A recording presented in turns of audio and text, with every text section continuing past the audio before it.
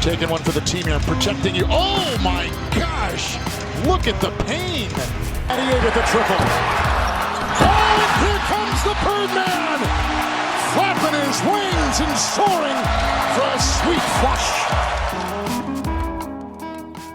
Yeah, Team USA got whooped 8-0, and you got a fucking Puerto Rico flag in the background. Puerto Rico, win or lose, Hey, if they get eliminated early, that just means all my own Braves are going back to the island, opening up a Medalla Light, and relaxing on the beach. I don't know what the qualifications are, but I think that you have to win this tournament in order to qualify for the Olympics. I could be wrong, though.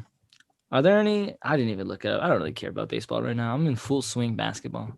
Full swing NBA, because you're the first thing you talked about as soon as we got on the Zoom was WNBA bullshit. Bro, I'm so invested in the WNBA. It's not even funny. I saw this Lakers getting blown out, and I was like, time to put on the Chicago sky. Yeah, we'll update what we're talking about at the end of the pod. We're leaving Lakers Phoenix series towards the end so that maybe we can have an outcome by the end of this. We'll see. They're up 80. Phoenix is up 83-69 right now. It's game 6. Hey, so we'll nice. That's your favorite number. Welcome to NBA Breakfast. I'm Chris Madrigal. That is not Julio. Sorry. I am not Julio Reynoso. I just did Town Tailgate yesterday. I'm sorry. That is Xavier Gomez. Say hi to everybody, Xavier. What's up? How you doing? Second best host, according to Chris now. Jeez. I listen to the Town Tailgate all the time, too. Do you really? Yeah, I do. I listened to you guys today. Why? You're not an A's fan. I was curious. I just want to listen. I had to drive to Sunnyvale for work today. Yeah. And I was like, I'll put on the Town Tailgate. I listened to like the first 40 minutes.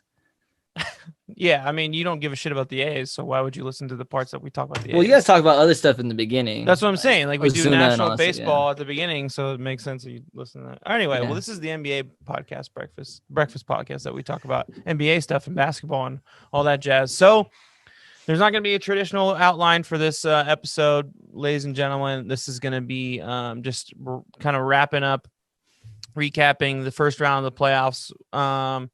Some of the series were pretty uneventful. Some of them were very uneventful and ended a little bit too early. Xavier, overall, what was your favorite part of the first round? All the game ones. I think the game one started out strong, and it gave me really a lot of hope, a lot of hype. A lot of series that I thought were going to be sweeps. The team that ended up losing all stole at least one game, and really gave me hope for an exciting series. Like most of them. Like which ones? Like Memphis against Utah. Memphis, but first game one, they didn't have Donovan Mitchell. This is that's very not true. That's not a full. I don't really count that first game as completely fair. Like when you're missing your best player, that's a big deal. Like if Memphis was missing Ja, that would not be the same series. This is true. Mm-hmm. Yeah, it's still a great series. As we're recording this right now, Portland just lost to Denver, but I really wanted that to go 7 because it was just great basketball, great matchups, like two tough teams who just competing. I really wanted Dame to pull it out, but he gave his all game 5, and he just didn't have any in the tank at the end. We'll talk about that series coming up. I want to talk about kind of the main blowouts first. So the Bucks, the only sweep of the first round, Milwaukee Bucks swept the Miami Heat. I thought this was going to be one of the more competitive series going into the playoffs. I was pretty shocked. So in my notes, I wrote the main thing that I wrote was Jimmy Buckets did not come to play. It's really that simple. He just did not come to play. All right, Chris, did you expect this to be a sweep? You said that no. But do you think also the Heat got worse, or did the Bucks get significantly better? I think it's kind of a little bit of both, to be honest with you. So I think last year that Heat team was very interesting. They had a lot of really good role players. Jimmy Butler is good. I don't think he's quite a superstar, but I think he proved last year that he can lead a team. Bam had an amazing season last season as well. Tyler Hero had his coming out party. They had all these great role players. They had Duncan Robinson. They had Jay Crowder. They had Andre Iguodala. They had Luke Kennard. Kelly Olynyk. All these other guys. And I look at the team now, and the role players just aren't quite there. Tyler Hero had the weirdest season ever. I don't know. I was talking about how he's going to be a star last year. I don't know if that's the case anymore. He did not show me that at all this season. He did not take that next step up that typically, what rookies do after their, in their sophomore season to really prove himself. Kendrick Nunn, another situation, he kind of fell off a little bit. Duncan Robinson shot terrible from three, and his whole MO last season, well, not terrible from three, but not as good as what we expected from three this season. His whole MO last season was is he a better 3-point shooter than Stephen Clay? I remember that being a storyline for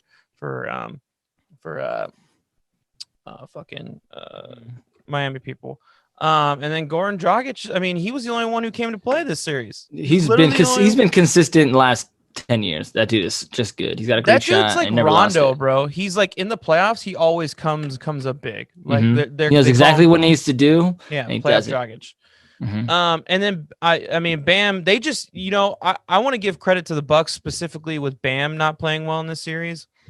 They just defended Bam perfectly. They did everything they needed to do, and they game planned perfect against him. And he was just he was kind of useless. I was looking for a defensive player of the year. He had to work really hard. Yeah, I agree. He didn't show up to play. He wasn't blocking shots. Giannis was getting to the basket like it was nobody's business. But also, I think on the Bucks side of things, the Bucks had a lot of hype last year. Number 1 seed, they were this freight train, had a great regular season, and they kind of fizzled out. Now they kind of flew under the radar. Nobody was talking about them. I think a lot of the focus was on the Lakers and the Nets, and they were like, "Hey, don't forget about us. We're here. We're better than ever before. We play great defense, and we shoot threes like nobody's freaking business." Bro, what game 2, I want to say, they shot 10 threes in the first quarter. They scored 45 points in the first quarter in 12 minutes. It was insane. That was insane, dude. That was amazing too. And dude, I mean, you can't underestimate the acquisition of Drew Holiday. That dude, on both ends of the court, he is a when I say lockdown defender, you think of a handful of guys in the NBA lockdown guard defender. He is probably the lockdown guard defender. He is so fucking good. And they're talking about kind of jokingly the Nets big 3 in this next series versus the Bucks big 3. I would say the Bucks do have a legit big 3 because you think about it. I mean, all 3 of those guys can and should be all-stars, and Middleton really came to play too. He for sure he shot 40% from 3-point this entire series. It was great. All those guys you could never tell because the expression on his face it was just. Well, this is an audio platform, so why don't you describe that? Why don't you describe that with your words? Just, I forget. I always forget these things. No, he just expressionless, kind of like Kawhi, And the only time you'll see an expression from his face is when he's tired, he's gasping for air. But other than that, he just shoot a deep 3 in your face and look like he's about to go do his taxes. It's ridiculous. His taxes. It's so emotionless. I love it though. I'm not gonna lie. I think I would trust Chris Middleton in my taxes. He looks like a trustworthy guy, a numbers guy. A numbers guy. Although I like my tax guy. Hey, shout out to you, Steve. Oh, nice. Shout out Steve. I like mine too. Shout out Justin, but but yeah, and I think the opposite of what we were saying with what I was saying with the Heat happened with their role players. How they kind of didn't show up. The Bucks role players, I really like their 1 through 9, dude. Let me just go with. Let me give praise to some of these guys, and then let me ask you this question real quick. So Pat Connaughton was great. PJ Tucker, probably the most underrated midseason acquisition, hands down. Sure. Brook Lopez, phenomenal this series. I mean, Brook Lopez, 15 points a game, that's unheard of. I thought he was going to be washed too. That. Yeah, dude, came to play. And that's pretty much it. But let me ask you this, Xavier. Okay, ask me. Because this happened end of game 3. He did not play game 4, but series is pretty much over by then. How much are the Bucks going to miss Dante DiVincenzo? A lot. Well, that's a solid guy who can give a lot of rest to some of these guards. He's quick. I wouldn't say he's the best defender, but he's a guy who's going to attack the paint well enough to at least dish out to somebody who's on a 3-point line or put up a quick bucket. He's a 2 guard and he averages 6.8 rebounds a game. Wow, really? Yeah. Damn, he's not that tall. How tall do you think he could be? He's just like very aggressive and attacks the glass, like kind of like what you just said. Yeah, they're gonna miss him for sure. He hasn't played since when? Game 2? Game 3, he got hurt.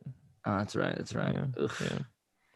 It's not so much what the scoring that he does. I mean, he's a great facilitator, though. He does set up those guys, and he is a starter. So, I mean, I don't know. Pat Connaughton probably fits in that role, but it's his rebounding and what he does on the defensive end, I think, and helping out Drew Holiday, I think, is what they're going to miss the most. You know who I haven't seen? The other Antetokounmpo. I don't think he even played a single minute. He doesn't play very much, bro. I know, but come on. He's basically on there because Giannis wants to hang out with the front office. Was like, hey, can you just bring my brother up? All right. I keep waiting for like a blowout. Like I think they won game 3 or the last game they won by like 17. So but I was like, come on, give me what is his name? Tianis? Thanasis? Tiana? Yeah, I don't know, something like that. Something like that. I was like, come on, bring him in, get him some minutes. Never. I want to see like an alley-oop. Antetokounmpo to Antetokounmpo. That's a mouthful for any announcer. Antetokounmpo to Antetokounmpo. Yeah, I don't even. Kevin Harlan could do it. He could do it. All right, let's move on to the next series. Nets beat the Celtics 4-1. There's a lot to talk about just in general with these two teams, but I don't know. I was a little. It was. I mean, we can talk about the off the field stuff after, but like game 1 was so competitive. I remember watching that at a brewery in Anaheim just before I went to an A's game, and like there was only like a 9-point difference the entire game, and I was like shocked. Like at one point the Celtics even won or were leading for a good amount of the game. And then game 2 looked a little bit more competitive, and then it just completely fell off after that. Like, what the fuck happened? I'm asking you, Xavier, for your input. I think. Well, first of all, I did not expect. That's how podcasts work. I didn't expect the Celtics to completely break down defensively all the time, and offensively rely so much on just Jason Tatum. Which one call it? Marcus Smart, where is he? He decides some days he's going to show up, some days he's not. But also can be said that if Jason Tatum doesn't score 50 points, they don't win a game. That's like, oh wow! Any playoff game they played, that is the game that they won, huh? They only won 2 games. They beat the Wizards in the playing game. He scored 50, they won. Then they lose to the Nets twice, and then he scores 50 and they win again. That's a good point. I didn't even think about that. Only got 2 wins in the playoffs, and he scored 50 in both. Like that shouldn't happen. I mean, it should. Like, I mean, if you scored 50, you deserve to win. Shout out Bradley Beal. But no, it was pretty sad. And honestly, I thought the Celtics were going to be like much better. And I mean, like everybody knew like it was going to be a tough matchup with the Nets because the Nets are so dominant and they could score in so many different ways. But I thought it'd be at least a closer series. It was very anticlimactic, if that's even the word. It was just disappointing. You were hoping that the Celtics would give them a run for their money, but hell yeah. I mean, I'm a basketball fan. I would love to see any Game 7 series, any tight series I would like to see. But after like the first 2 games, I was like, this is over. Like Celtics don't really stand a chance. Even after they picked up that third game, it didn't matter to me. You have to think something with Kemba's injury has to be what's really like, kind of like holding him back, because he does not look like the same player this season at all. No, he's not the guy. Jaylen Brown is the guy. Where's Jaylen at? Well, he's hurt. He got hurt. I know, but like, is he that X factor? Is he that catalyst that was going to propel them to the championship? If they had him, would the outcome be different? I don't necessarily think so now, because the way I think it would have been more competitive. I think that is a huge piece. He was having like his best season of his career. I think he's definitely a step up from Evan Fournier. Yeah, I agree there. I don't know, and a lot of these role players just like aren't cutting it, man. Like I do really like Peyton Pritchard. I do really like Aaron Nesmith, but like I don't know. I have mixed feelings about Robert Williams. I have some Celtics fans of my friends of mine that are big on him.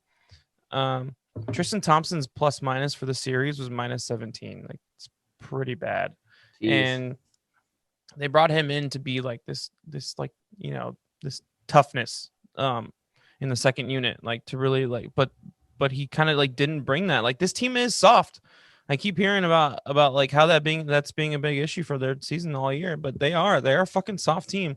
Marcus Smart, I don't think he's got it anymore, man. I think he's got a little bit of value, and I think you should try and trade him now. I think that's really the move this offseason. Like, get him where you can get some value out of him. Yeah, I hate to say it, but I think it's the same as with Kemba. I think Kemba did waste his years in Charlotte, and now he came to a team where they need him and his value, and he's just not performing. He's not showing up. But he had such a great season last year, though, dude. Oh, well, and they did well last season. Yeah. But also the 2020 season, COVID season, so things a little different. I wonder what he's like with a full off season, where he can fully get healthy though. Maybe there's something there, but maybe not. I wonder what it would have been like if they were the 5th seed and they played the Knicks. That's actually a really good point. We're going to talk about them next. Do you want to say anything about the Nets, or that would actually be a good segue? I mean, the Nets are going to win it all, right? Do we need to talk about it? They're going to win it all. It's obvious. It's who's going to beat them. I think that's the question. You just said the Nets are going to win it all. Who's going to beat them? Who's going to beat them? I don't know. Not the Lakers. I'll tell you that.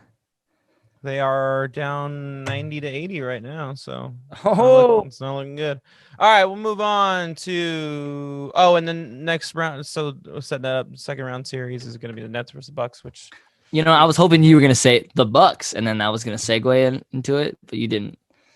We just talked about the Bucks. What the fuck are you talking about? I know, but I was like, who's going to beat them? And I thought you were going to be like, the Bucks. Oh, I do like the Bucks. Yeah, I know. I think the Bucks have the best shot at beating the Nets. Yeah. To be honest. Yeah. I think especially a team that doesn't play any defense and then can shoot threes like that, like and versus a team that plays great defense. Like that's the big three that the Nets have, obviously you're not going to stop them. You're not going to stop Harden, KD, or Kyrie. But you can slow them down, and I think the only team that can slow them down is the Bucks. Yeah, I think this is gonna be the first true test. During the regular season, they had some of those games with the Bucks, in the Wizards, Celtics, yada yada yada. But there was like missing one of them, or they weren't playing as hard because it's the regular season, or somebody was limited to minutes, yada yada yada. But now it's like all three guys, KD, Kyrie, and Harden, they have to show up. They have to play their part, and they have to show, they are built to win a championship. And they're going to run into the brick wall that is the Bucks. And I don't know. I think the Bucks are a tough challenge for them. I think the Nets, in my opinion, are going to beat them, but it's not going to be easy. Yeah. Like they're going to have to combine 80 points every night, the three of them, to beat the Bucks. We'll see. That's definitely what's going to have to be get done. So that the first game's on Saturday. June 5th. It's at 4:30. Make Giannis shoot. That's how you win. Make Giannis shoot. But then he just dishes it out to one of the shooters. Yeah. Now you got to make him shoot, not let anybody else. I think that's how you win.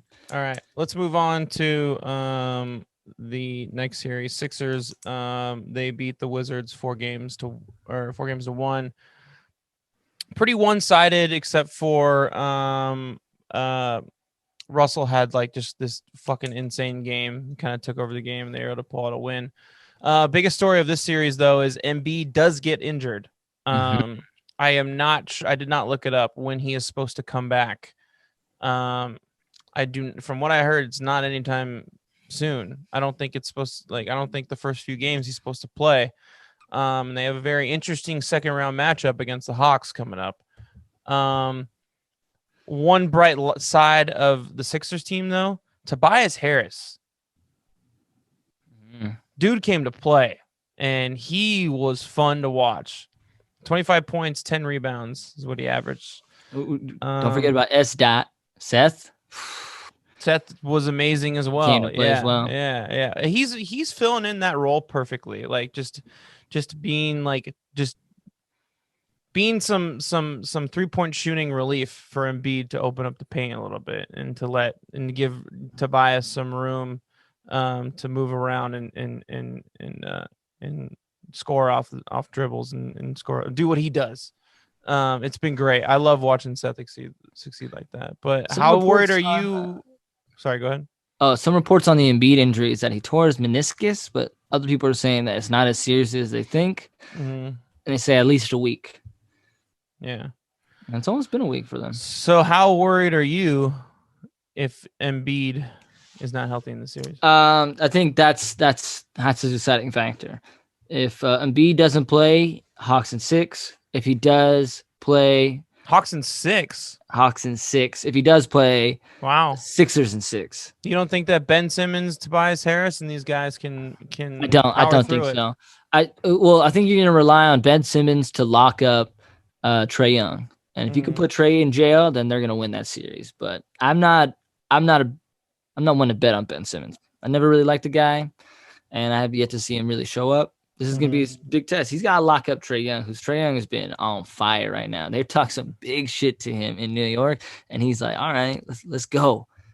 Let's go. Ben Simmons, arguably Defensive Player of the Year. I mean, I know Gobert won it, but a lot of people thought that Ben Simmons should have won it. Buck Rudy. Hey, Rudy. Should have known your opinion on that one. Yeah, I'm a little worried, but I do think that I don't know, man. I'm just not fully bought into the Hawks. I don't know why. I do like their team. They have a lot of young talent, but I just am not completely bought in. I don't like the Hawks. I haven't liked them all year. I haven't really been liking the way Trae has been playing. Yeah. And I was actually really big on the Knicks, but he put them away swiftly. And they showed that they're the real deal. They came to play. They're waiting for this all season. I mean, they were the 5th seed, but they could have easily been the 4th. I don't know. I think without a healthy Embiid, the winner of the Eastern Conference is on the other side of the bracket. Yeah, agreed. Yeah. But hopefully they get Embiid back. Yeah. But, all right. Say Embiid doesn't play the first 2 games and the Hawks pick those up, and he comes back game 3. You think they're gonna win out the rest of the season? The series, I mean, with Embiid, the Sixers. No, I think that Atlanta could still maybe steal 1 game out of that. So I think it would take 7 games for them to do it. But I do think that the Sixers are fully capable of winning one of those games. But I also do feel like the Hawks are fully capable of winning a couple games against a full healthy Sixers team. So I don't know. I mean, I'm talking myself more into this series. I wasn't too into it before, but I'm definitely talking myself more into it now. Yeah, I don't see the Hawks getting blown out at all. No, I think it's gonna be one of the better series. That and the next Nets Bucks. Those are gonna be the 2 big series, I think, in my opinion. Yeah, in the East. Let's recap. Well, those are the only 2 series in the East. God damn it, Xavier. Hell yeah. We glossed over something with that I wanted to say about the Wizards. Yeah, I was just about to say, let's do a quick recap on just give the Wizards some love if you want to go. Russ had 2 triple doubles. He averaged a triple double. Yes, he did. Yes, he did. He had 1 in a win and 1 in a loss. Yeah. And he is leading the playoffs. Oh wow, they won with him getting a triple double. That's a shocker. I know. But he lost first with a triple double. But now, leads the league in the playoffs right now with triple doubles with 2. But Giannis has 1, Jimmy has 1, Luka, James Harden, and Ben Simmons. I guess Jimmy's out, but the other 4 guys, they could tie or surpass him, which I think is going to be Luka. Bradley Beal averaged 30 points a game, which was fine. But at the end of the day, one thing that team does not do well is play defense. Both Bradley Beal and Russell Westbrook had a negative plus-minus. You cannot win a playoff series when your 2 best players are averaging a negative plus-minus. It's just not a good recipe for having Rui shoot 3-pointers. Come on, that should never be in. You should never draw out that play. No. All right, let's move on to the last series in the East.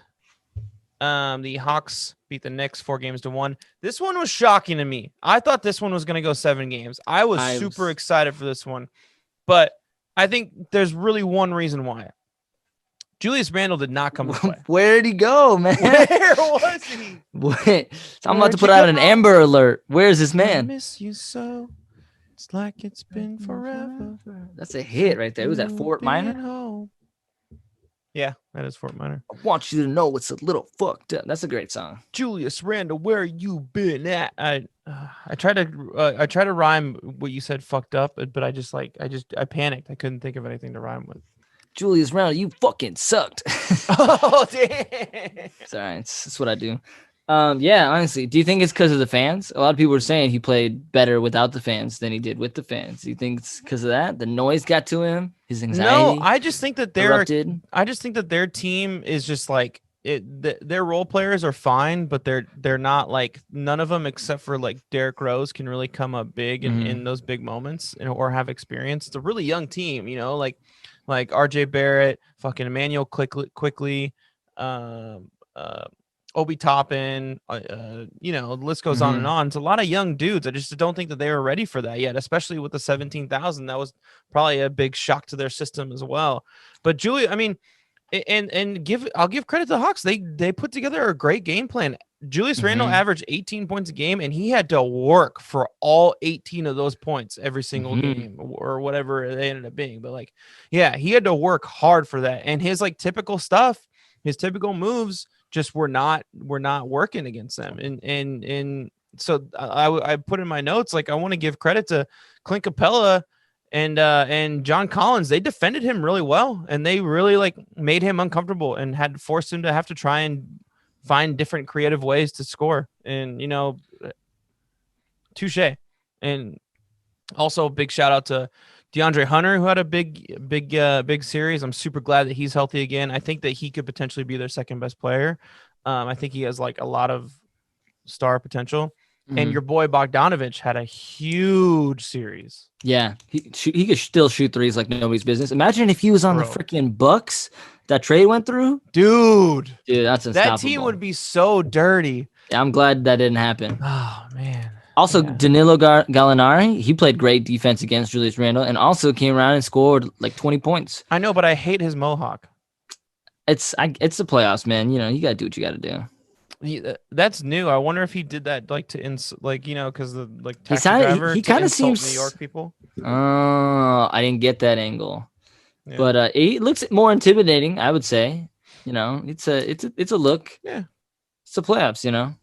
Ooh, Lakers are only down by 11 now. Dennis Schroeder goes up, 3-point shot. KCP misses. Never mind, we're good. But I think that Hunter, Bogey, and Capella really took the series. Derrick Rose had a fun little coming out party though. He averaged 19 points a game. Game 1 specifically, he really took over that game when Julius Randle was struggling at his most. So big shout out to D Rose. A little bit of a comeback tour, huh? X? I like D Rose a lot. I hope he gets a championship. I hope he goes to a team that'll get him a championship next year. Yeah. Yeah, get him out of New York. Quickly was really good. Really like Quickly. Hampton was okay. But, get D Rose to Portland. Yeah. Where could he go? So anyway, I don't know why he would go to Portland, but I just want him out of New York. So next round series is the Sixers versus Hawks. That will be on Sunday. I don't have the time in front of me, but stay tuned for that. All right, Xavier, the series that just ended merely an hour, 2 hours ago. Yeah, sure. Yeah, about 2 hours ago. Nuggets took down the Blazers 4-2. This felt like a 7-game brawl that was only 6 games long. I mean, every game was so competitive. Every game was down to the wire. Constant lead changes throughout the entire time. How many overtimes? Two games with overtime? Yeah, and one of those was double overtime where Dame Lillard hit a game-tying 3-pointer in the fourth quarter to go to overtime, and then he hit another game-tying 3-pointer at the end of that overtime to go into double overtime, and then the Blazers completely fell apart. And it's insane how much media coverage that Damian Lillard got the next day after that game. You would think that they won the game, but it turns out they didn't. He played out of his mind. Nobody should hit that many threes in that span. It was unreal, the shots. That was a 50-point game too, wasn't it? I think so, for sure. Yeah. The No, definitely, I agree. That was the best series. I didn't want it to end. I wish it went 7. Honestly, I'm disappointed because I was gonna go out Saturday night and watch that game at the bar or something like that, But Where are you going Saturday night? Kokomo. Wow, rude. How's that rude? Where are you going Saturday night? Where we wanna go. Where are we going, Chris? Where are you going? Honestly, I don't know. I know the area, but like, you have a bar crawl planned? What's happening? Wait, why are you going out? It's this guy's birthday. I forget his name. I don't know. Big I'm gonna wear a Hawaiian shirt. I'm gonna wear a Hawaiian shirt. Oh yeah, we are wearing Hawaiian shirts, so I guess the song "Way Down in Coco" kind of does like relate. It's my 30th birthday, and we're wearing it's Hawaiian shirt theme on Saturday. It's gonna be great. Your birthday's tomorrow, though, right? Yeah, my birthday's tomorrow. Doesn't matter. All right. Yeah, I don't know. I love both of those teams so much. So I had a hard time rooting for one of them, but I was rooting for the Blazers tonight so that it could go to Game 7 on Saturday. Yeah, if one team was up in this series, I would root for the other team to tie it up at least. You know what I mean? Yeah. But I'm glad the Nuggets won because I'm a huge Jokic fan. Big fan of Jokic. I just love big centers. He's my MVP, in my opinion, and I'll say that. And he proved why he should be the MVP this series. He had 33 points a game and 10 assists, 10 rebounds, not 10 rebounds. He averaged 8 rebounds. He was third most of any player in the first round in points. He was amazing. He was absolutely fantastic. And the thing that he did the best was he attacked the Blazers bigs and put him into foul trouble every single game. Like Nurkic fouled out, I think 2 of these games. Yeah. With 4 or 5 minutes to go. Yeah, like so early. Awful. Like today's game, for example, Nurkic had 0 fouls in the first half. In the second half, he just attacks him like crazy, gives him to 5 fouls. Nurkic didn't foul out, but every single game he got the bigs in a foul trouble. Melo was in foul trouble today. Like, I mean, it was whether it's strategy from Mike Malone or him, it was amazing. Michael Porter Jr. was amazing as well. Averaged 41% from 3-point, 18 points a game. Austin Rivers, that dude was sitting on the couch for 2 months, Xavier, and he comes up and he just fucking dominates on both ends of the court. Yeah, he stepped up big time. I love this team. Like they'd be so much better with Jamal Murray, obviously, but they are so much fun. They are, definitely fun. I want them to go to the finals. Why not? Yeah. I really like the way they play.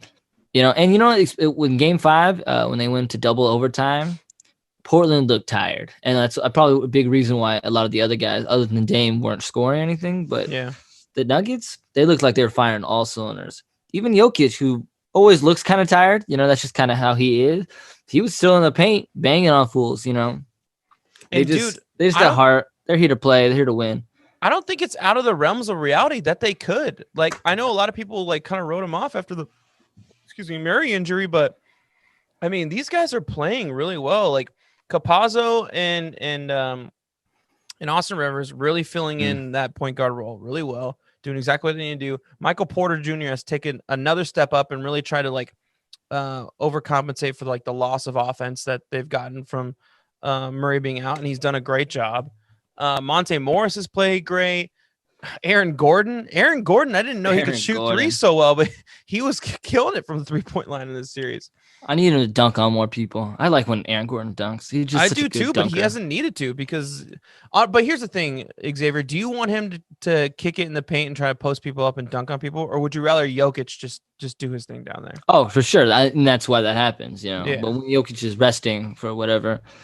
Which he doesn't a lot. He still plays like 39 minutes a game. It's insane. This guy, he just doesn't want to get off the court. Yeah. I mean, why would you? I mean, he's a problem for every team. Why would you take him off the court? Yeah. Any last words on Portland? You're just upset. You're disappointed. No. I mean, I wanted the Nuggets to win. I just missed this great series, but at the end of the day, I'm happy that the Nuggets pulled it out. I was kind of upset that they even had this first round matchup. I would have liked to see this in the second round. 1,000%. I wanted Portland to play the Suns or the Lakers or something like that. Get one of those teams out of there. But oh well. I will say one last note, and then we can move on to Suns Lakers, which hopefully we'll have a result pretty soon. It looks like we do actually. The Suns won, so there we go. Suns move on. They will play. They will play the Denver Nuggets. They played historically bad defense. The Blazers did. I looked up some advanced numbers. It's pretty atrocious. So I think that was their big issue. But they've been playing bad defense all season. So they really need to address that this offseason. Maybe get some talking guys about in there. The Blazers. Yeah. Is Zach Collins ever gonna be healthy? That dude's been injured for like 3 years. I can't even remember watching him play. The last time you watched him play was in the Western Conference Finals against the Warriors in 2019. Jeez. Yeah. Yeah, brutal. he can't stay healthy. Yeah, he cannot, and that's why they picked up Enes Kanter, who, let's be real, he's kind of soft too. But yeah, I don't know. Do you hit the reset button, or do you try and I don't really know what more they could do, man.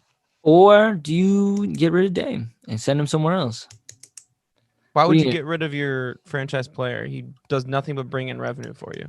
Yeah, true. I think if you're going to get rid of someone, McCollum might be the guy to go. True, but if you're going to reset, that's 1 to 2 years wasted out of his career, and he's like 31 now. I don't know. I'll see what we can get back for him and try to rebuild the team. Maybe.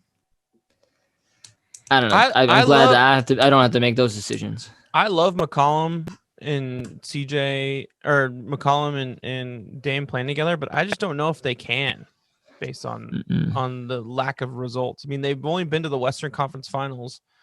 That's as far as they've gone, and they took one game against the Warriors, and that's only because KD and Clay were both hurt. So it was Steph and Draymond doing their thing, and they still beat them 4-1. All right. What if they just need one more other piece? Like let's say like a Kawhi Leonard. Yeah, I mean, that would do. Kawhi Leonard will help any team. He would make any team great. Yeah. But yeah, what if they get rid of Melo? I guess they already got rid of Gary Trent. Norman Powell's a rental. He's gonna be a free agent in the season. Yeah, they really don't have any value, but they probably have a decent amount of cap space then. That's what I'm saying. If you get rid of CJ or hold on to CJ, get rid of Melo for sure. Yeah, I don't know. They have to do something because this is just not sustainable. They just got unlucky hitting the Nuggets in the first round. Yeah. All right. One last thing. Damian Lillard had averaged the second most points of any player in the first round, with 34 points a game, 45% from 3-point. But let's move on. Suns Lakers. Suns just won it 113-100 against the Lakers. Suns move on. They play the Nuggets. That's going to be such a fun series. Cannot wait. I think that Jokic will manhandle Ayton, but let's focus on this series first. Xavier, a tradition like any other. Anthony Davis is injured. Yeah. That dude cannot stay healthy. It feels like every week he's hurt. But it also felt like even if he did play the whole series, they still would have lost.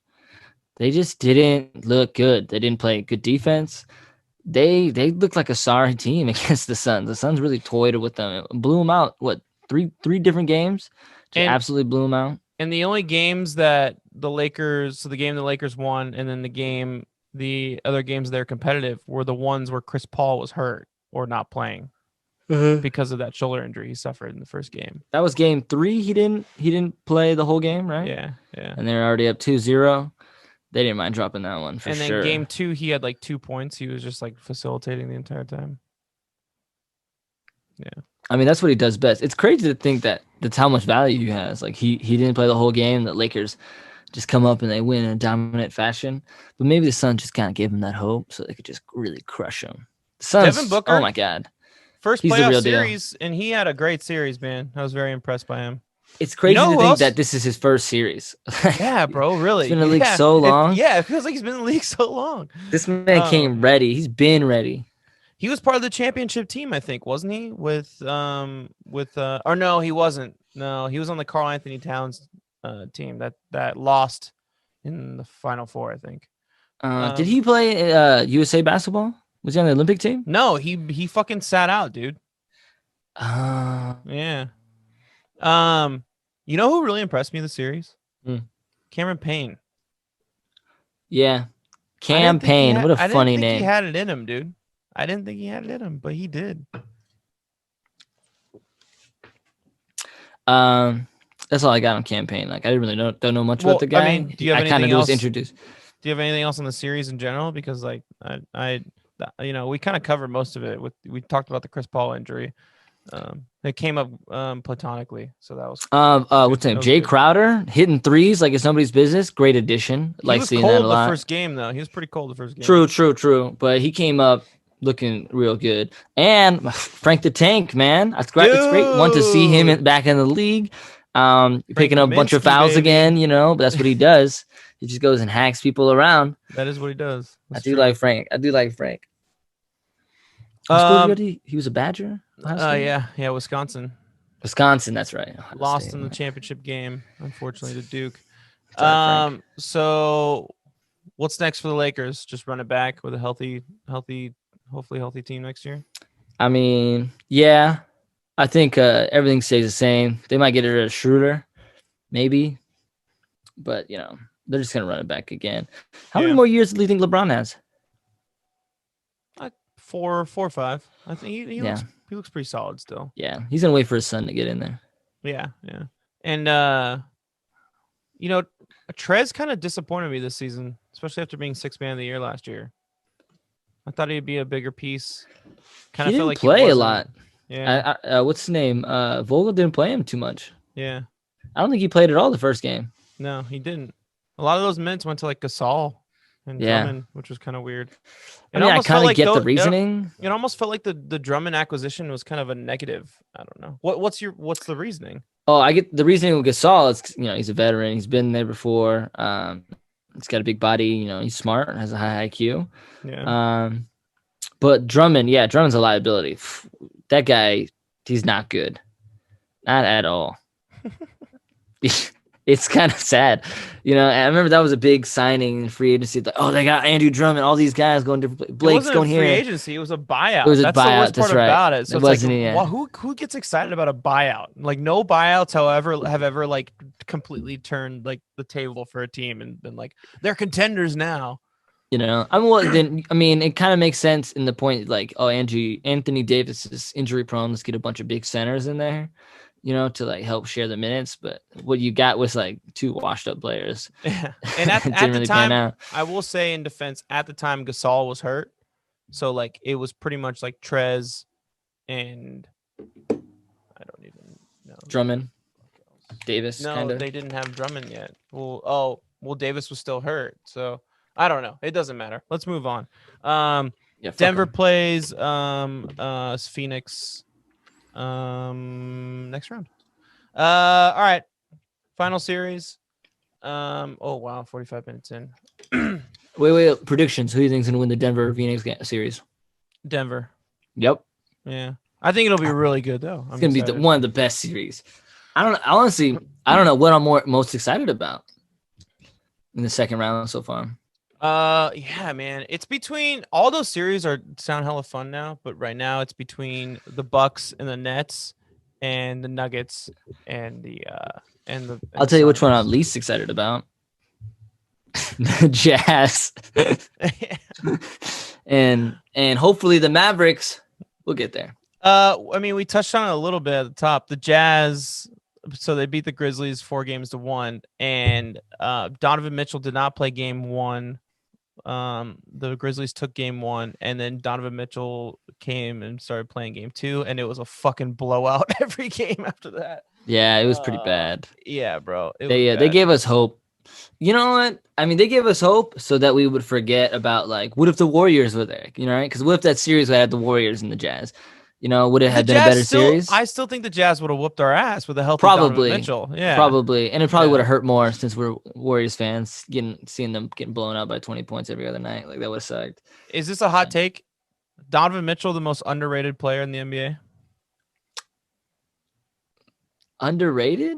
So my boss Gotham asked me about a month ago, if you were starting a team today and you could pick one star / build around one player of these three guys, Mitchell, Booker, or Tatum, who would you pick? And how would you rank them? He said. I said, I think I would pick Mitchell 1, Tatum 2, Booker 3. And he thought I was crazy. He goes, I would pick Tatum 1, Booker 2, Mitchell 3. And I said, well, which of those guys is a best player on a first place team? And I said, for Booker, you could make the argument he isn't even the best player on his team. You could make the argument that Chris Paul is the best player on the team. I disagree there. You could make the argument though, and the fact that you would lose that argument. But the fact that you can even make the argument in the first place, I think says it all. Tatum is the best player on the Celtics. Everyone knows that. But yeah, it's true. And I think if Mitchell does make it to the NBA Finals this season, I think that proves my point even more because Tatum never did. He got to the conference finals, but never made it to the finals. I'd go Booker, Tatum, Mitchell, but that's just me. I like Donovan Mitchell. Don't get me wrong. I just don't like the Jazz, and I'm definitely biased. Because Gobert is on there. That's the only reason why. But I also don't like the Jazz as a franchise, as a fan base, as a collective. You know what I mean? Like, fuck them. Why? I just don't like them. Maybe because of flashbacks of old, like We Believe Warriors, just because Karl Malone, a lot of things. I won't even drive through Utah. Fuck Salt Lake. You've never been to Zion, bro? You should go to Zion. Zion's pretty. I've never been to Zion. I haven't. And so you're gonna have to get. Not planning on it to do that. Yeah. Here's the thing about their team. I thought you were gonna go towards like you don't like their team very much, but their team is good, man. All their role players are just like they really stepped up. That's why are fantastic. So Ja and the Grizz won game 1, but by a very small hair margin. I think it was like they lost by like 3 points, and that was a very close game to the end. And they were doing it with Conley, Bogdanovich, Clarkson, and Gobert were doing that, and Ingles. Those guys were the ones who were almost beating Ja and the Grizzlies. Like that's how good the overall roster of this team is. Yeah, they have a stacked roster.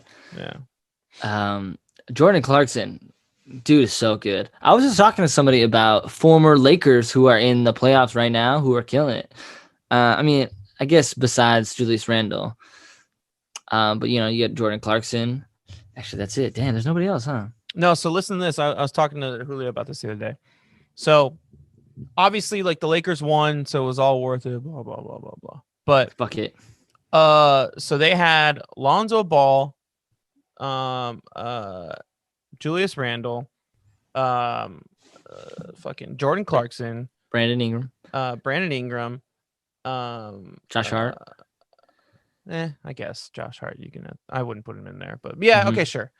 Larry Nance, and I'm totally blanking on one of them, like a really good one. I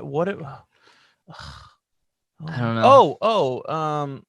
D'Lo, D'Angelo, yeah, D'Angelo Russell, and they got rid of all those guys because they're like, yeah, they're good young stars, but they're not good enough. We don't see much potential of them. Who we see a lot of potential in? Kyle Kuzma. Let's hold on to Kyle Kuzma.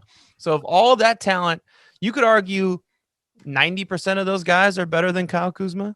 Yeah. With AD out tonight, who would have helped keep them in the game?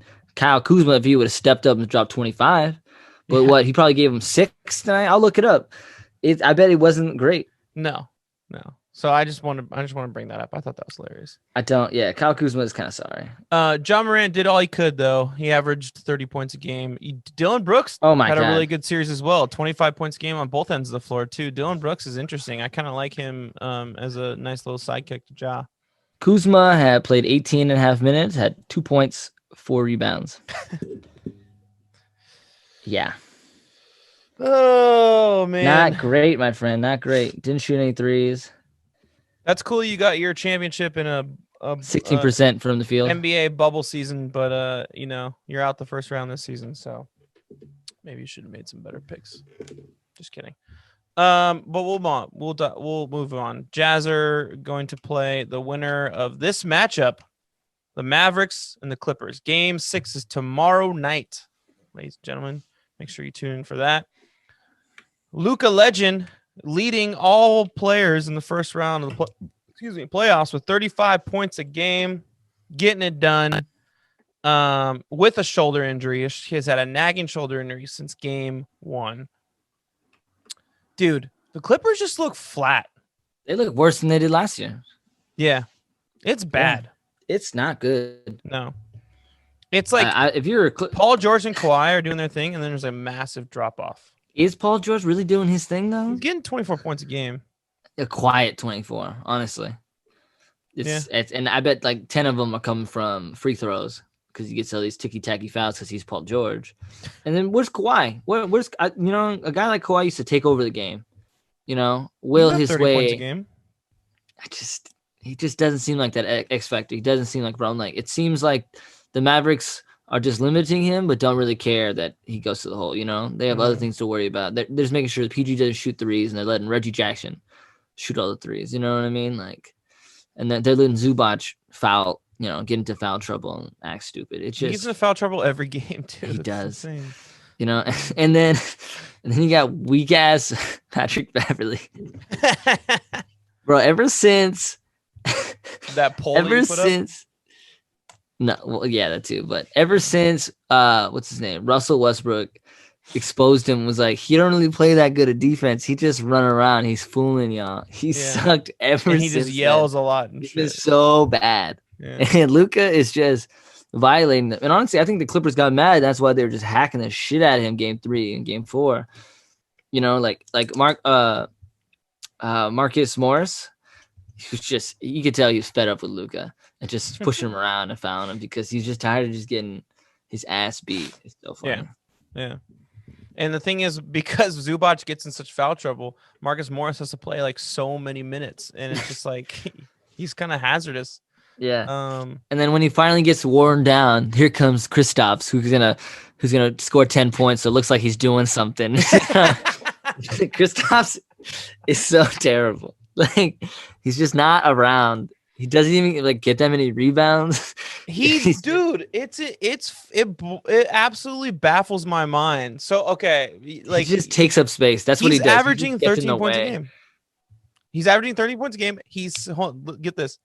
He's 7'3". He has an insane wingspan. I don't even know what it is, but it's insane. Guess how many rebounds he's averaging? 3. 4.5. You were very close. 4 rebounds. He's enormous, and he's taller than everybody else on the floor by a wide margin. Well, except for Boban. Oh, of course, Boban. But Boban plays like half the minutes that they started Boban last game, right? Did they? Over Kristaps. Yeah. And it was a good look.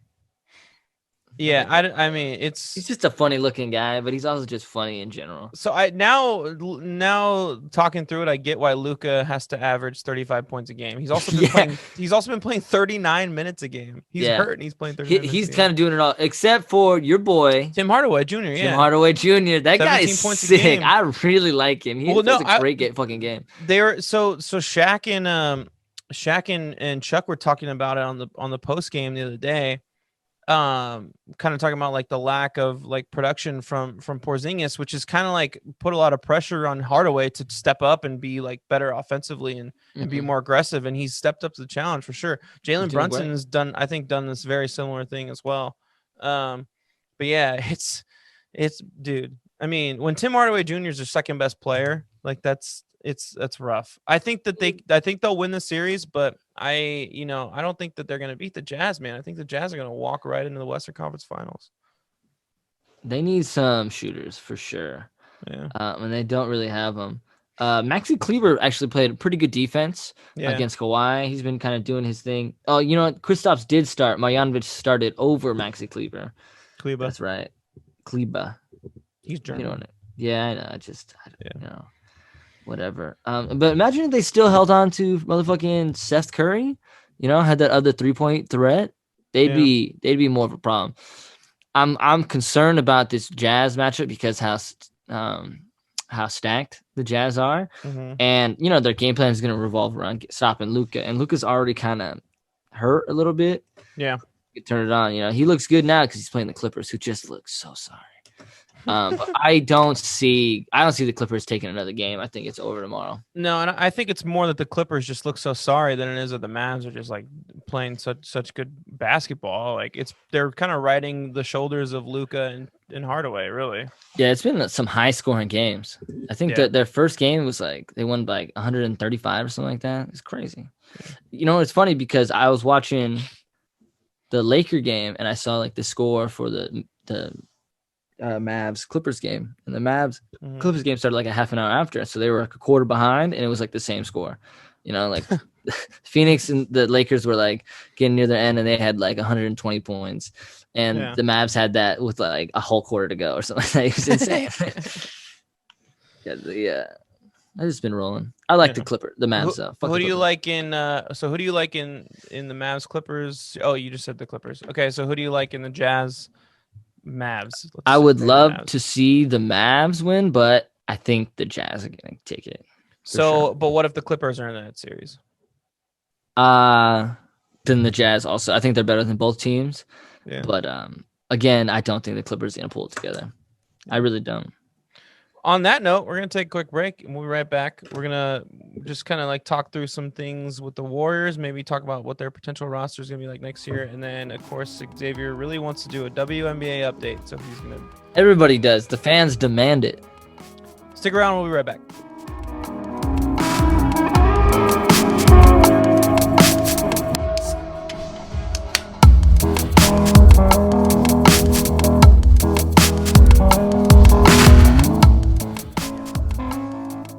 Welcome back. Welcome back, Xavier. Hey, we're back. Did you get another kombucha? Yes. Boochcraft. Booch it or lose it. That was a good one. Sometimes you come up with these and they're actually really clever. Well, actually, that's a rip off another slogan. You ever heard of boofing? No. That's when you illegally smuggle something in your butthole. It's called boofing. Like, hey, take these drugs and boof it, and then you like in Get Him to the Greek when Jonah Hill stuffs heroin up his ass. He boofs it. Actually, the term is boof. He boofs it in his ass. I wonder why it's called boof. Yes, but the term is boof it or lose it. If you're not ready to boof it, you gotta toss it. But I wonder where the origin of that word came from. Like, why is it boof? I don't know. I mean, boof kind of sounds like something booty related, and you're kind of like shoving it. I don't know. Find out more for me and see what you can do. Are you planning on boofing? No, I'm not. In the meantime, we're going to talk about the Warriors' potential roster next year, because being that they lost this play-in game, which is pretty disappointing. I was very hyped up for it. I really thought they were going to do it at least second time around. They did not. But we got the infamous Klay Thompson coming back next season. And I really think I really have a lot of optimism towards our potential roster, Xavier. I mean, the starting lineup is probably going to be Steph, Klay, Wiggins, Draymond, Wiseman. After that, this is who we have on contract as of right now for next season. Kevon Looney, Jordan Poole, Damian Lee, Michael Mulder, Eric Paschall, Alan Smailagic. Sorry, how do I say his name wrong? Smiley. Juan Toscano Anderson. Yeah. And Gary Payton II. I like that. I like that a lot. Do you think they're going to call him the Glove 2? The Glove 2, The Revenge of the Glove. Oh, that's not bad. The sequel. Revenge of the Glove. You got to be a better defender. Glove 2, Revenge of the Mitt.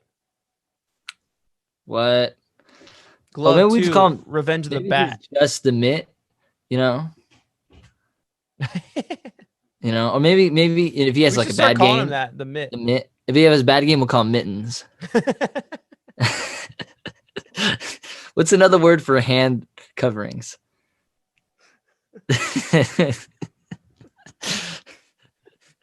It's not that funny. Well, no. If he has a bad game, we'll call him Mittens. Is what God damn it, Mittens! You let him go right by you. And then like he like misses a free throw like in a playoff game, like in I don't know, like LA, and they just start chanting Mittens, Mittens. But if he starts doing really well, we can say like, "Oh, the mittens are coming off."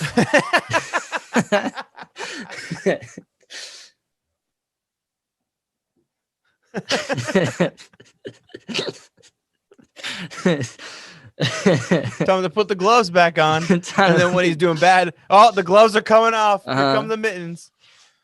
All right. What did OJ kill his wife with? Isotoners. So when he's having a great game, he's going full OJ in the isotoners. All right, it's getting a little dark. All right, whatever. Anyway, Kelly Oubre is a free agent. He makes $14 million a year this year. Where do you think he's gonna go? He will not be making that next year. There's rumors that he wants to come back, so maybe he'll come back. Kent Bazemore is a free agent again. Jordan Bell's a free agent. Nico Mannion. Oh, sorry, Nico Mannion's still on the roster too. I forgot he's a rookie. Yeah.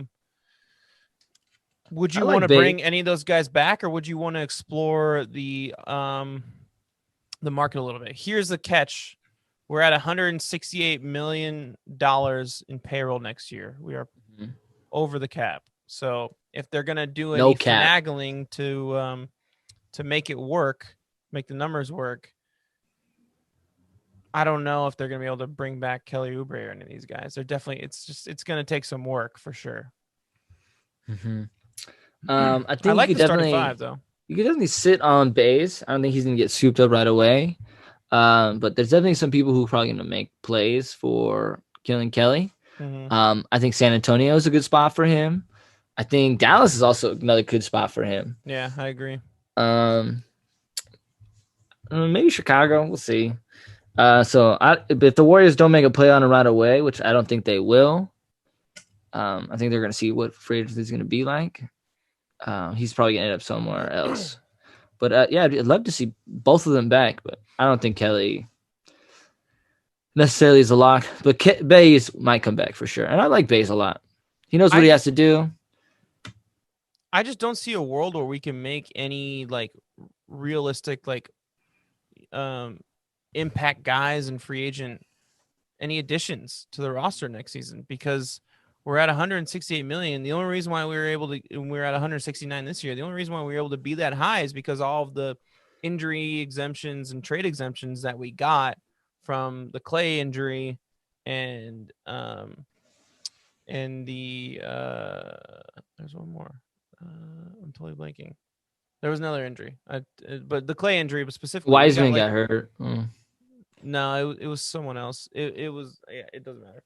So we got like $15 million in trade exemptions from that, and we were able to trade to add guys. We're not going to get that next year. So if anything, they need to kind of like whittle this down. And yeah, I don't know how they're going to make it work, man. They got 2 top 10 draft picks next year. Yeah. So that's assuming that we get the Minnesota pick. Why not? I mean, they could if it's top 3 protected. So if they get in the top 3, it's their pick. This is true. This is true in the lottery for sure. Let's hope not. But but I mean that could be 2 guards we add right away. Yeah. Well, I don't know. I don't necessarily know if we'll get both of them guards, but there'll be 2 impact players for sure. Definitely true. I really like Jordan Poole. I think he took like an insane step up. I think he is definitely going to be the 6th man next year, and he's going to be a reliable 6th man where he'll get 20 off the bench, and he'll get big shots when you need it. Potentially a clutch time player in the rotation as well. I feel the same way about Damian Lee, who plays great defense and he knows, proven he knows how to shoot the 3-ball when he can. Yeah. For sure. Jordan Poole's no slouch on defense either. And also Juan Toscano Anderson. Mm-hmm. Love JTA. I mean, everybody in the Bay Area loves JTA. They made a smart move signing him for 2 years right away. Those three guys remind me of, like, maybe not the same style of game, but what they bring to the roster and the rotation. Sean Livingston, Andre Barbosa, and Leandro Barbosa. Exactly. Mm-hmm. Like, one of those guys is going to be pure offense. And Jordan Poole, the other two guys are going to be great two-way players, and they're going to be scrappy.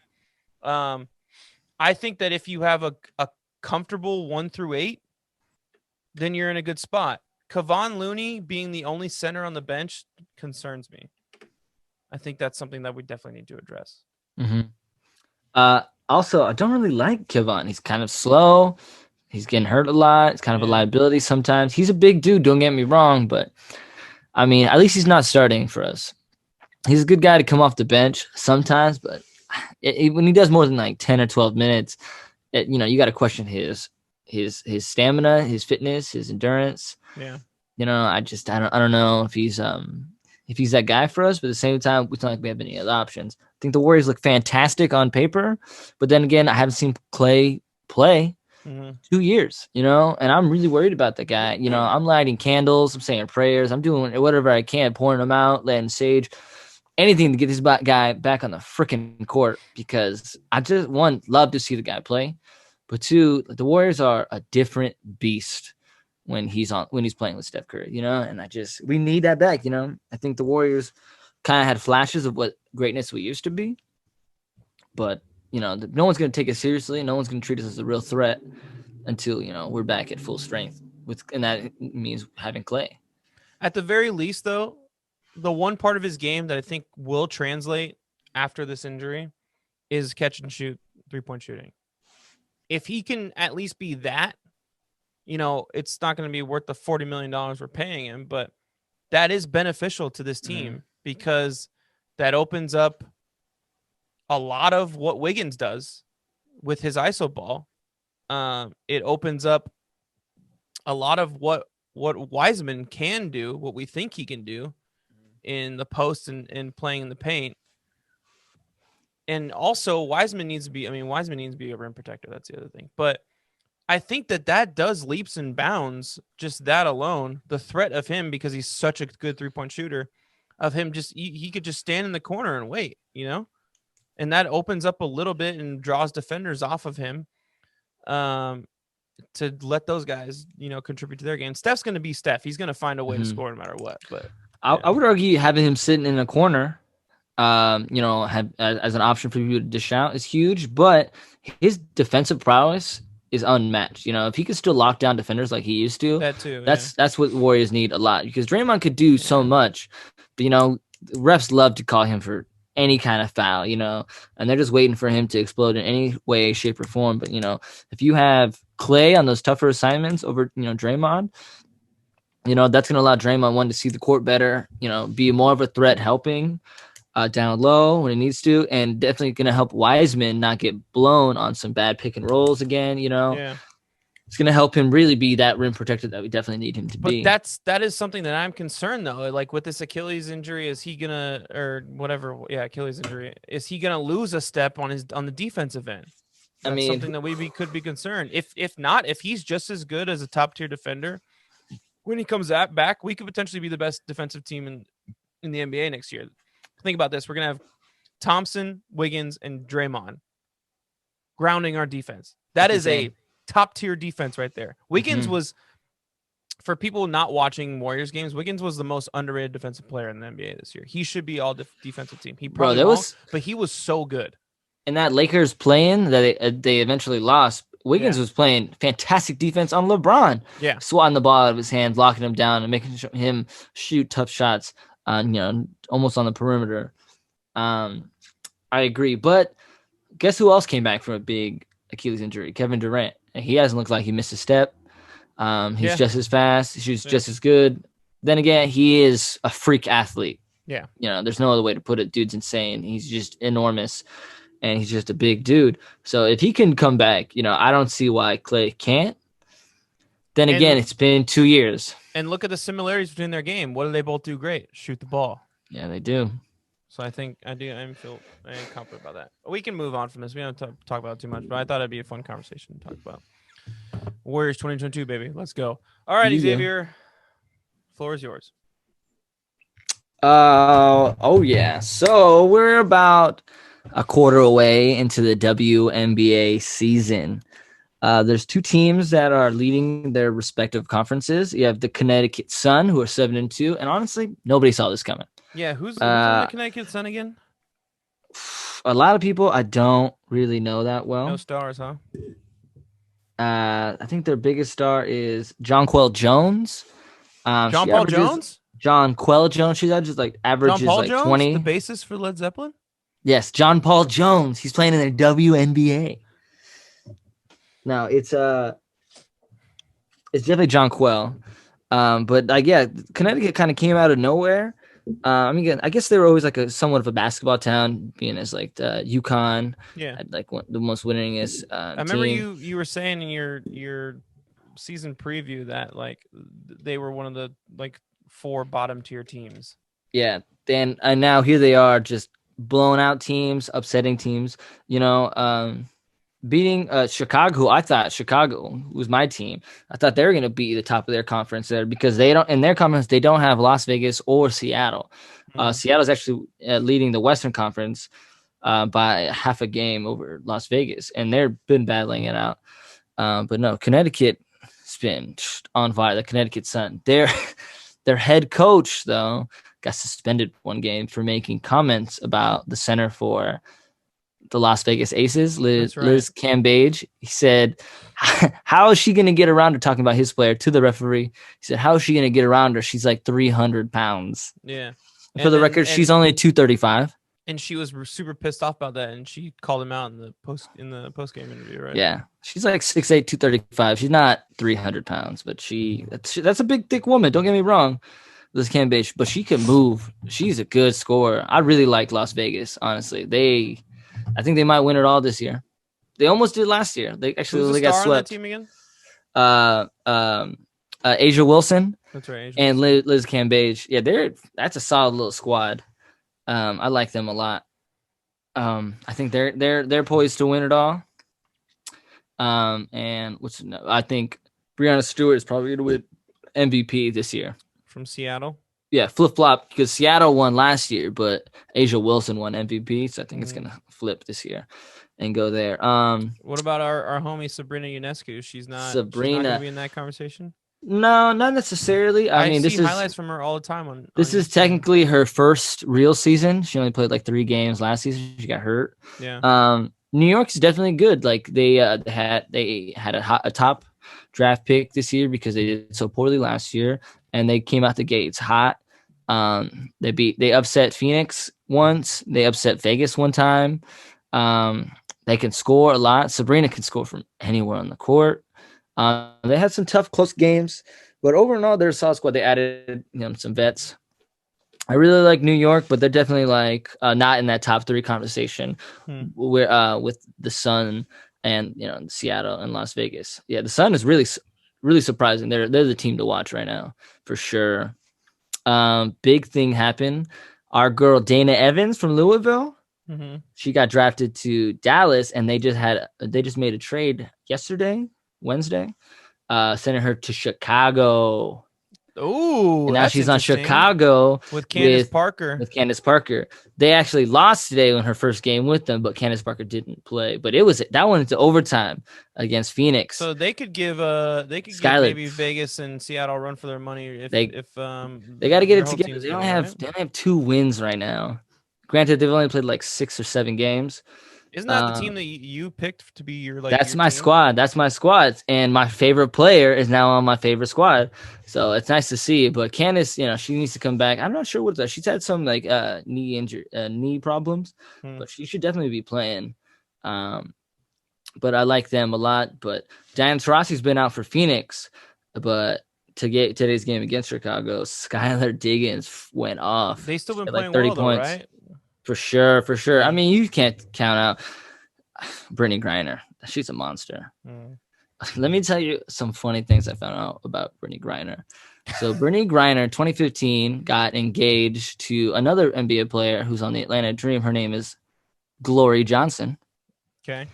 And Glory Johnson is like 6'3", and Brittany Griner is like 6'9", and they got into a domestic dispute where they fought each other.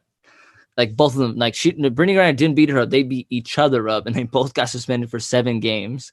Damn. Yeah, right. And then after that 7-game suspension, they both went back to play. The next day, Glory Johnson, now she's pregnant with twins. What the fuck? Exactly. So Brittany Griner is like, "Yo, what are you talking about? That's not my kid." So that wasn't. Oh, that's not their kid. Like they didn't like go to a sperm bank or anything, huh? But they did. Glory Johnson went. She got IVF treatment, egg and sperm, however they do that, the in vitro fertilization. I'm not sure how that worked, but she got impregnated. So Brittany Griner was like, "Yo, I don't want to get married with you anymore," and they cut off the marriage.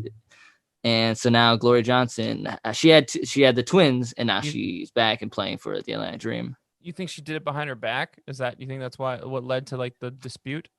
I don't know. Maybe she tried to do it to bring them together, like save the marriage. Damn. It's nuts. Glory Johnson. Lesbians, they're just like us. They're just like us. I'm just kidding. Lashia Clarendon just came out as non-binary. She's one of the first non-binary players in the WNBA. Nice. Which brings up the question. Now that we're talking about sexuality. Which brings the question, could she play in the NBA? Doesn't identify as a woman. I don't think the NBA necessarily restricts women. I agree. So I don't know women have had the caliber. Necessarily a rule. So, yeah. But say a man decides not to gender conform and he becomes non-binary. Could he play? Could they play in the WNBA? That movie Joanna Man, where a man dresses like a woman to play in the WNBA. That would probably fly. Like he probably didn't have to keep it a secret. No, I think WNBA actually is specifically for women. So I think that's it is the WNBA. The W is there for sure. Yeah. Our girl Elena Delle Donne is not doing well. She got like 2 wins. She's been hurt. She came back, had 1 good game, but the Washington is just not. They're not in the mix that well. But my Phoenix Mercury are still doing well, right? You didn't tell me if they're doing well or not. They are the 5th seed right now in the league, and they are currently 2nd in the Eastern Conference. So they're in the Eastern Conference? They're in the Eastern Conference. That's as west as you can get. I agree. Oh, wait, no, I'm sorry. They are 3rd in the Western Conference. What did I say? Did I say Phoenix? Yeah. I'm tripping for some reason. I got tongue tied. Arizona? That's the West Coast, bro. Yes. The Western Conference is Seattle, Vegas, Phoenix, LA, Dallas, and Minnesota. Eastern is Connecticut, Atlanta, New York, Washington, Chicago, and Indiana. Dude, the Indiana Fever, always bet against them. They're awful. What a terrible team. I've never watched worse basketball in my entire life. I'm sorry if you're on the Indiana Fever, or if you're an Indiana Fever fan, you take offense. Sorry, but you know what's going on. All right, it's not good over there. So the mid-season tournament, the Commissioner's Cup is coming up in a few weeks, and poised to battle it out in the Cup right now is Seattle and Connecticut. And some people are saying that Seattle doesn't necessarily need to be there because a lot of their stars are paid well, and Connecticut is a pretty unknown team with some unknown stars, and they could probably really benefit from that $500,000. So I'm in that particular tournament. I'm rooting for Connecticut. Yeah, let's go Connecticut. What do they win? They don't even have an NBA team. If you're from Connecticut, who do you root for? Probably Connecticut. Oh, well, like who do you root for? Like in the NBA? Yeah. Well, tri-state area. So you would root for the Knicks, probably. I guess. My buddy Rob Schlatter on our NBA chat. He's from Connecticut? He lives in Connecticut, born and raised. Rob and Richie Schlatter. They're Knicks fans. Oh, okay. Pretty much part of New York. Anywhere in Connecticut is like it's pretty close to New York. I gotta ask him if he's a Connecticut Sun fan. He probably won't even know who they are. They're not the Suns. They're the Sun. Just one Sun, which makes sense because there's only one Sun. Unless it's my family, then there's like 4, but whatever. All right, are you done with this? Can we end the podcast now? Yeah. That's your WNBA segment brought to you by Haribo.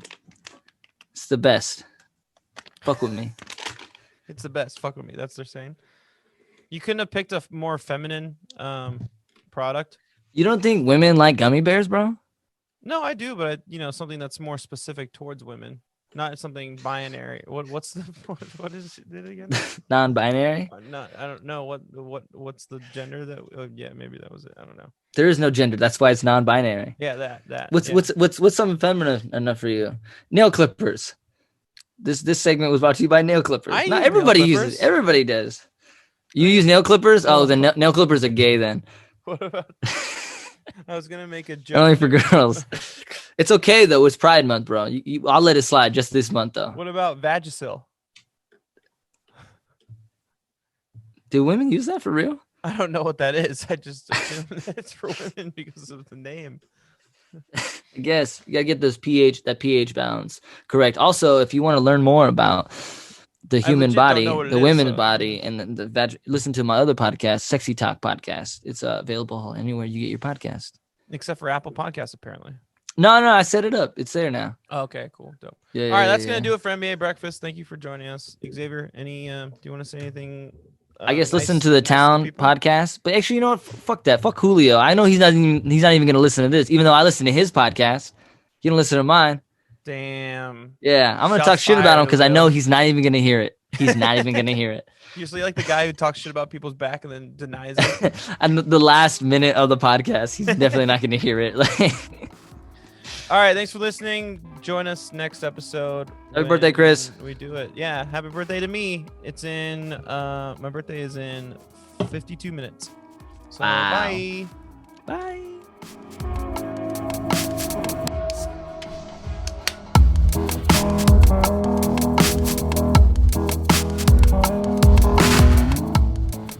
NBA Breakfast is an independently produced podcast as a member of the Bandwagon Fan Podcast Network. It is hosted by Xavier Gomez and myself, Chris Madrigal, as well as produced by us. It is executive produced and managed by me, Chris Madrigal, and additional thanks and producer credit to my brother Larry Madrigal for helping us create the idea of the podcast and designing our logo and graphic. It is sound mixed and edited by me. And one final big shout out to our boy Mitch Maines, who provided music for our theme song. He has some great music. Go check out his music on SoundCloud, Mitch Maines, Maynes. Thanks again for listening, and please subscribe to our channel. We have new episodes coming every single week during the NBA season. Don't forget to tune in next week, and peace!